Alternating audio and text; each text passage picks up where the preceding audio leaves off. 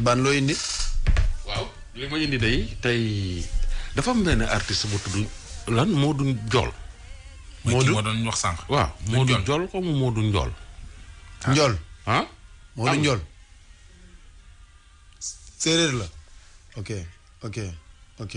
Modou Ndiol. waaw. livreur waaw Modou Ndiol. waaw. defe naa livreur la. waaw. dafa am benn femme bu ñu contacter nii. waa ji dafa li ngeen di yër lu mu. yéen a ngi yër. yëruñu dara. dañuy waxtaan suñu. man ngeen di jëw.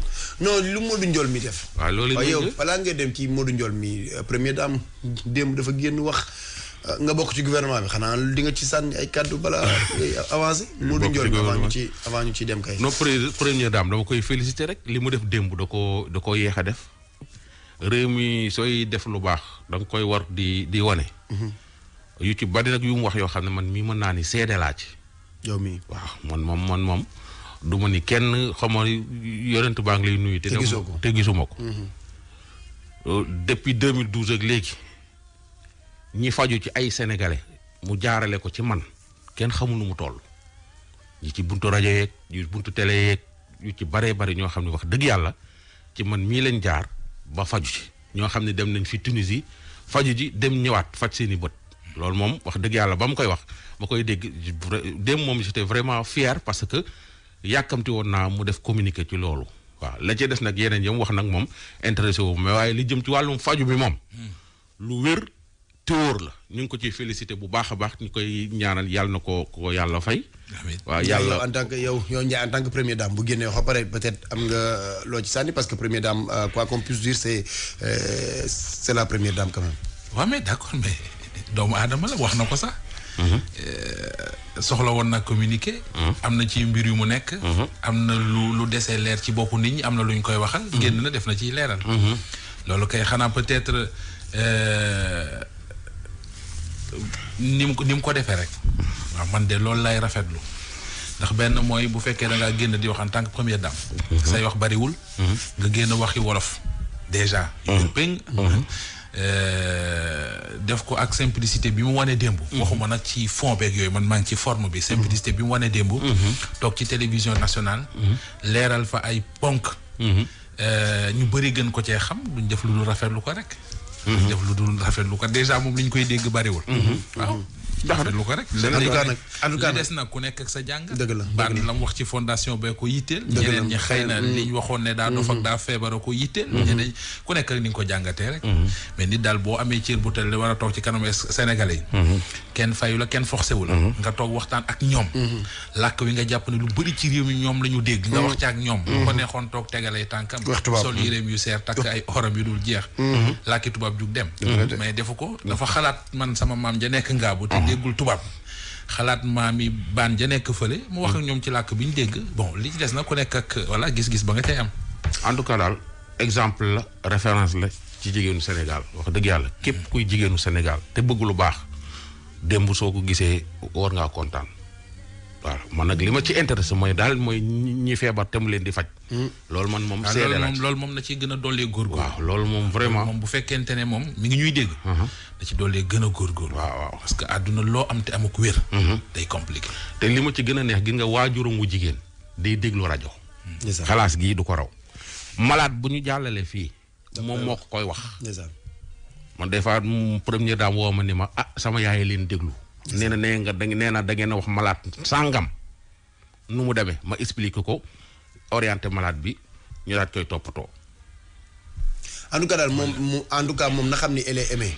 waaw moom nit ñi bëgg nañ ko parce que dafa sénégalais trop waaw gars yi dañ ciy sentir seen bopp ci moom ba pare man Ndiaye dama koy dégg muy wax genre ma xaw a voyager loolu ci waxam ji man dama tuxu ci wax ji parce que dama ko yërëm man dama ko ñeewantal ni ma ko gisee muy wax nit kese la liñ ko yenn yëpp diis mu baal ñëpp xam nga woyof waxtaan nekk nit kese man vraiment yàlla na yàlla sàmm ko quoi maa ngi koy ñaan yàlla mu sàmm ko bu baax a baax a baax. ak sosal yi. mais yooyu moom ak yooyu mais boo ko gisee mu wax rek nga xam kii nit kese la. Aba et c'est très important. xam nga ñu ngi lay sosal. di sosal Ndiaye di ma sosal réew mi fii ak sosalun la rek baaxoo. wallaay dëgg la dëgg. waaw fii ak saaga yi tàkkarnaase wu sosalun la rek liggéeyoo. dëgg la de. kii ab livreur la. benn femme bu toog di liggéeyam di daan dooleem di ñafe. jël ko mu koy liggéeyal ñoom ñaar xam naa ne yàgg ñu liggéey ba miinante ba yàgg. mu jox ko 4 millions et quelque xoma daal ni ko demal yóbbul ma ko banque ba. waaje dem Mauritanie di defar kilibam xam nga fële Mali. di fa defar kilibam déglu ndaw si Ndiaye. dem na ak sama xaalis te man damay liggéey kenn liggéeyuma ak banque kenn financé wu ma kenn jàppalewu ma man dong may liggéeyal sama bopp 50 000 laa déparé ba léegi nii. donc maa ngi nii li ma jaayoon depuis octobre ba léegi dama ko doon dajale sama armoire chaque jour ma ne dama koy déposer mais damay naan bàyyi bu mu gën a bari. donc sama vente décembre bi yëpp décembre moom mooy mois wu commerçante yi damay jaay ay cheveux daal affaire yooyu en même temps damay jaayale ay nen ak ay ginaar ak ay téléphone yëpp laay jaay donc sama vente yëpp décembre bi yëpp laa boole noonu jox ko gardew ma lenn lu dul 150 000 yu ma dese woon waroon ko jox envoyé sama yaay moom sax mujj 100 000 rek laa ko mujj yónnee ma di garder 50 000 sama xaalis bi yëpp laa ko jox pour mu déposer ma ko mu daw ak xaalis bi maa ngi nii sama liggéey arrêté na mënatuma continuer mënoo def dara da ngay déposer plainte rek bàyyi leen ñoom ñuy def seen ay recherche man yi tamit mooy loolu da ngay dem si ñoom ñu lay seetal di la wax dugg na fii génn na fii mënoo def dara donc moo tax ma ñëw si yéen comme seen rajo bi xalaas bi ñëpp a koy déglu ñu jàppale ma si ngeen publier ma ko foofu ma jox leen turam ak santam pour képp ku ko gis mu mën ñu si jàppale parce que il faut ñu gis ko ñu rechercher ko jàpp ko parce que suñu bàyyee nii rek day yomb mu daw ak sama xaalis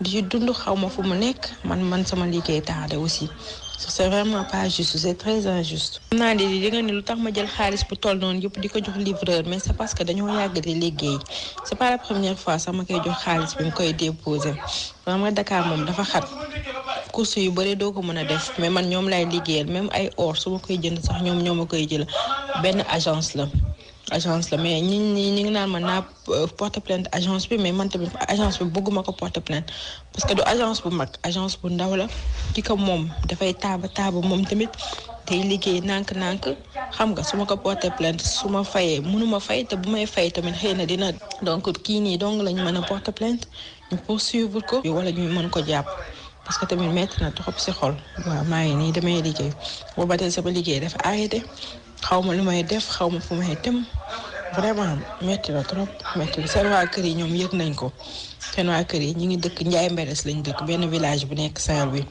ñoom tamit yëg nañ ko nee na ñi ngi def li ñu mën pour que mu mën a indi xaalis bi mais man loolu sax gëwuma ko damaa gëm ni kay dañoo nekk di liggéey pour man ñu tëj sama gémmiñ wala ñu seen doom mën a dem ak xaalis parce que tamit dafa yomb muy noonu daal ku ne xam sa doom ngay protéger.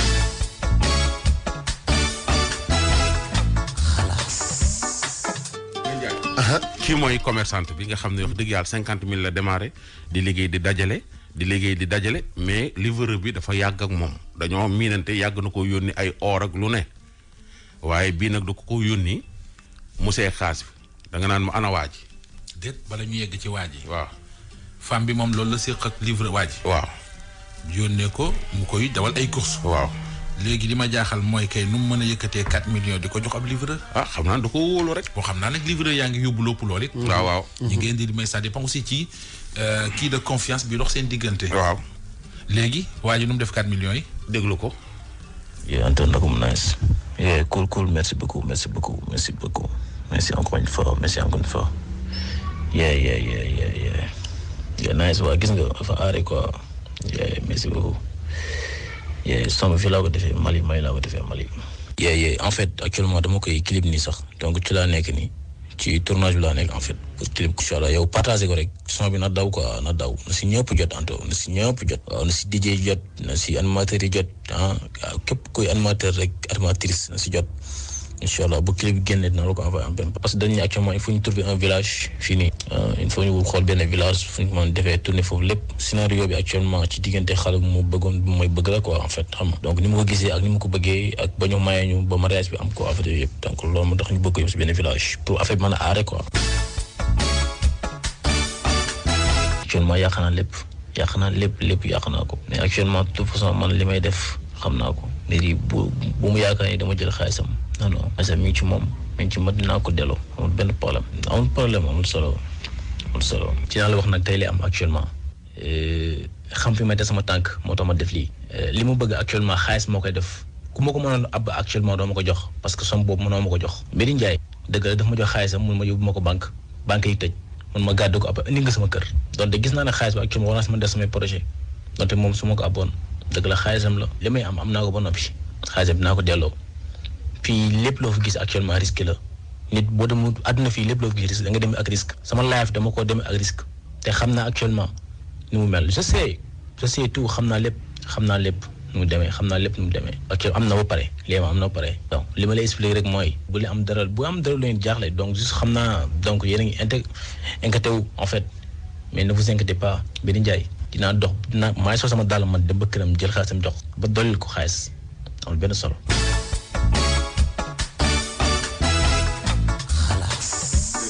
sant bi Mbiri Ndiaye la tudd. kii ab sàcc la sàcc. waaw parce que kii dégg naa xaw ma Modou Ndiol la tudd xaw ma. nan Ndiol su Ndiol. mooy waykat bu siiw bi nit ñi xam. waaw mais ba tey du kii. kii xam naa bu waykat bu bees la mais du def carrière moom.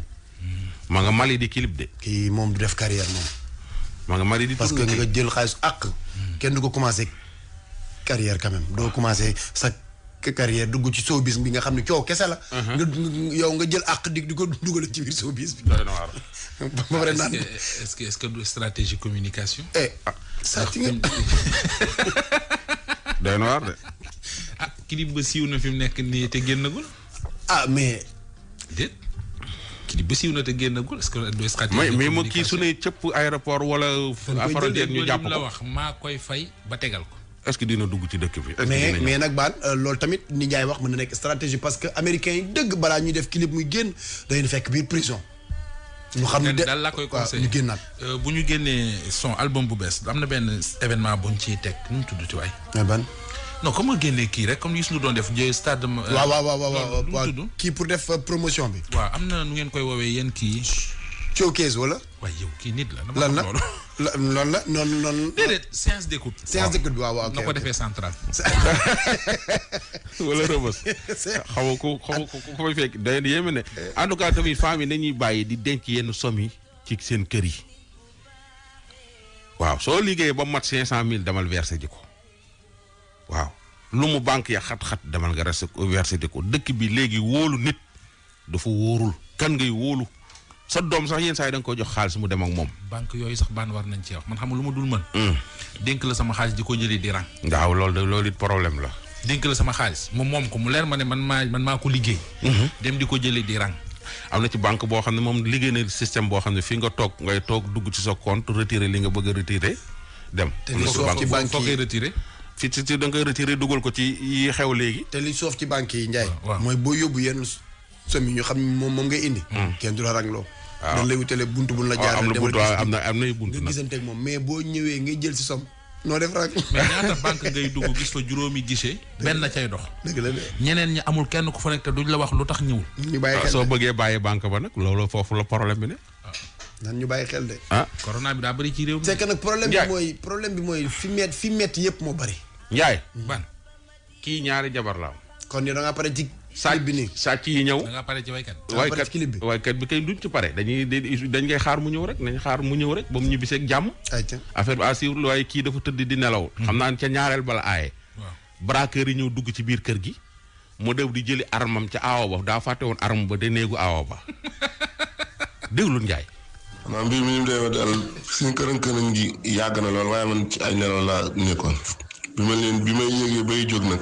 boobu ñu ngi daaj ci buntu werandaa bi xanaa ko ay côté ñi jàpp heure bi daal ay côté 1h40 1h50. mais man bi ma jógee fekk sama ngànnaay maa ngi ko fa nga fanaan sama néegu aaw bi dama ko fàtte bi may jóg di ko fëgg naa ko am sama ngànnaay te seen ñoom ñu daaj nañ ba dugg. ñu duggee nag sëppaloo ma seen yeete ak seen jaas yi waaye ci laa balisee ñu daaj buntu bi dugg.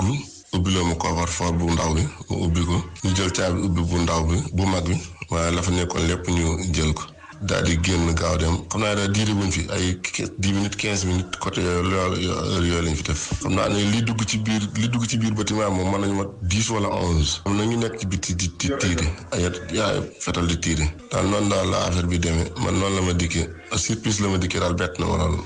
dëkk Yërmande Dieng région Louga commune rurale Ngën Sarr arrondissement Sakal. waaw bi ñu dugg see daal ñu ñëw ci man ñaar ñëpp dugg ci biir bâtiment bi 10 ngay estimé 10 11 xam naa ne ci lay toll biti bi nag moom maanaam man xawma fa dara ba léegi xawma ci biti bi dara quoi mais nag ñi leen dégg nee nañ oto lañ yore te am nañu doon tiir ay bal ci biti mais biti bi moom xawma ci dara moom xam naa ne dañuy estimé ci ay 9 10 11 côté yooyu daal. waaw 1 million 9 10 11 côté yooyu la bi ñuy tiiree. maanaam bi ñuy génn dañuy tiire maanaam waa nit ñi ak si fekk dem nañ.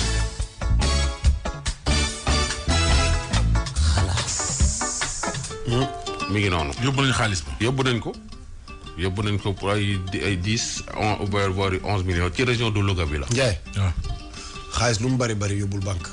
waaw moo gën a wóor. moo sécurité moo gën a wóor nag xam nga banque sax tey buñ ko fekkee. jël ko naa rang bàyyi ma rang. ñoom ñoo lay fay. waaw bàyyi ma rang rek. ay yaa ngi dellu ginnaaw di. bàyyi ma rang. waa déet man lu ma jaaxal moom nu mu mën a yoree ngànnaay ba pare. bàyyi ko ci aaw ba dem ci ñaareel ba.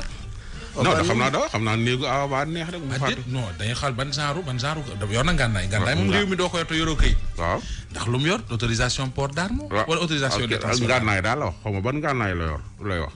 ah mais Ndiaye lépp nag mu ngi ci biir këram. waaw mais bu dee port d'arme moo doo tàggoo ngànnaay. mais ci sa biir kër. mën na ko faa fàtte ak néegu awa beeg néegu. waaw ñaareel d'accord bi mais di port d'arme maanaam fii foo ta jógee ci yow. waaw d'accord booy mais tëdd Ndiaye port d'arme.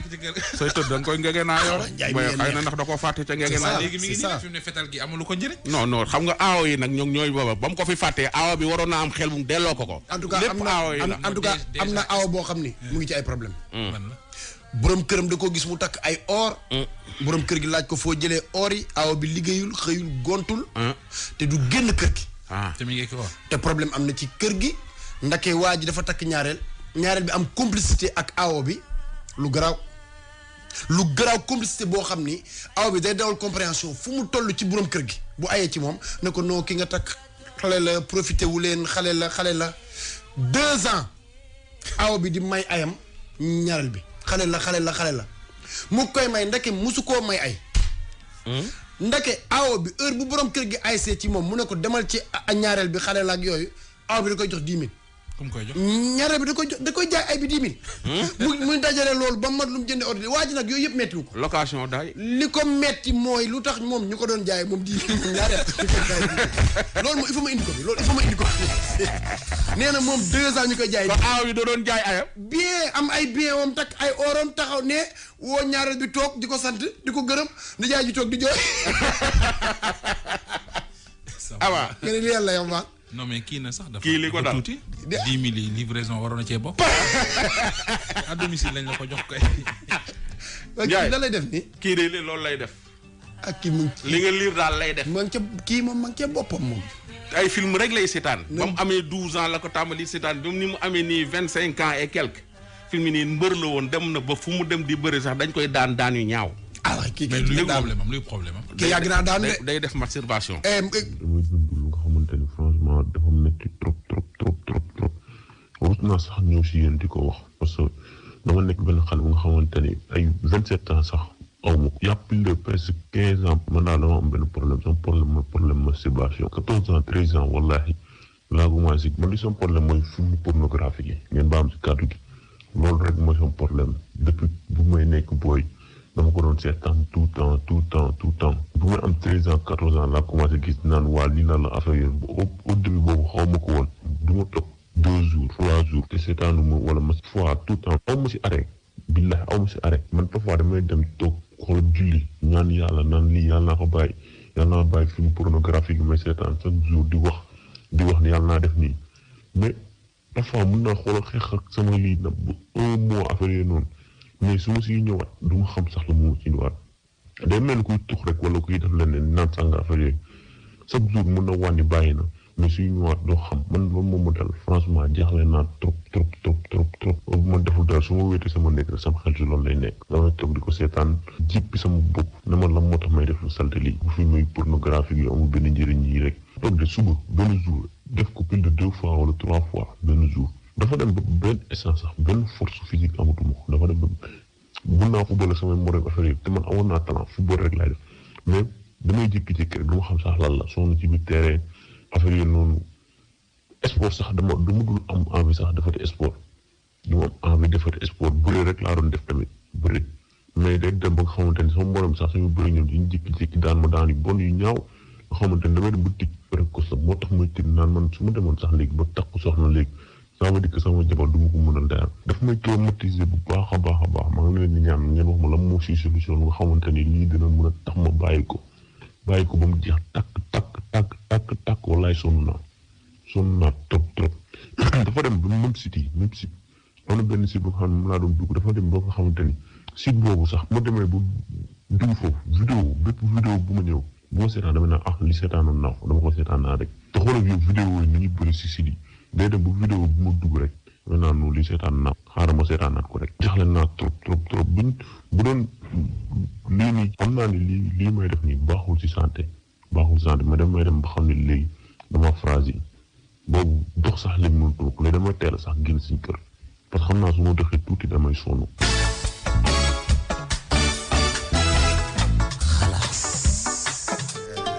day na war de aba dégg nga kii nag moom dégg nga ku mu bëreel ñu daan ko nee na ay daan yu ñaaw lañ koy daan ndax yooyu muy seetaan moom kay yàgg naa daanu moom su dee affaire kii la moom waaw yàgg na ci mais man li ma caaxal mooy dafay seetaan nee na dafa wër ba film yi fi ñu toll nii mën a tudd seetaan benn bu bees bu ñëw rek fekkoon mu seetaan koo pare man de mos naa toog ak sama benn grand fille hors classe bi quoi xam nga bu ñu nekkee ci classe bi moom dañuy wax affaire professionnelle ak yooyu mais hors classe bi toog naa fii ak sama benn grand